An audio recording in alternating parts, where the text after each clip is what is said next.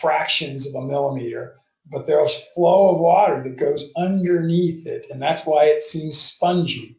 And what gives it its sort of slimy sort of a feel. And there will be voids like this that occur in it, and they call the way that the film sort of spread out, those are called streamers.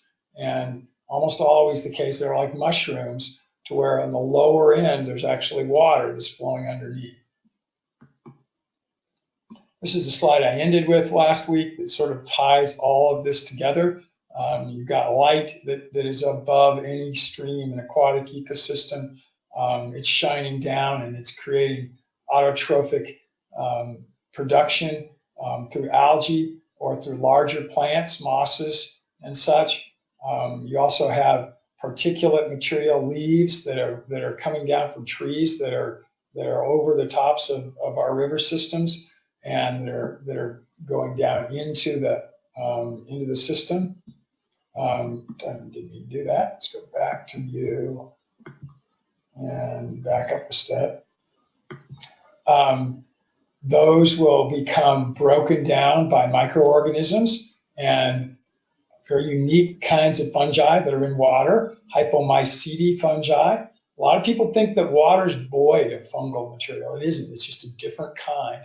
And then you've got insects, the shredders, that will be operating on those leaves and tearing them apart. Those insects become food for fish, and that they then also, those fish will eat other kinds of invertebrate collectors that are eating from fine organic material. And then there's actually invertebrate predators themselves.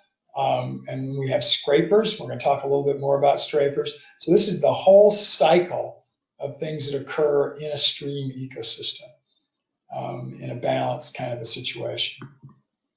So now let's talk about little elements of this at a time. So what are the challenges when a fungal organism, this hyphomycete, or a shredder is involved?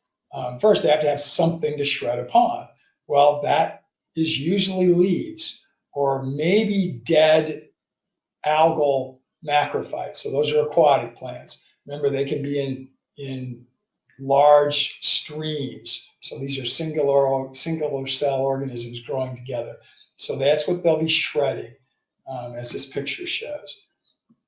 The shredders, they have to capture particulate matter, and they've got to avoid clogging, all right? So that's a problem for them.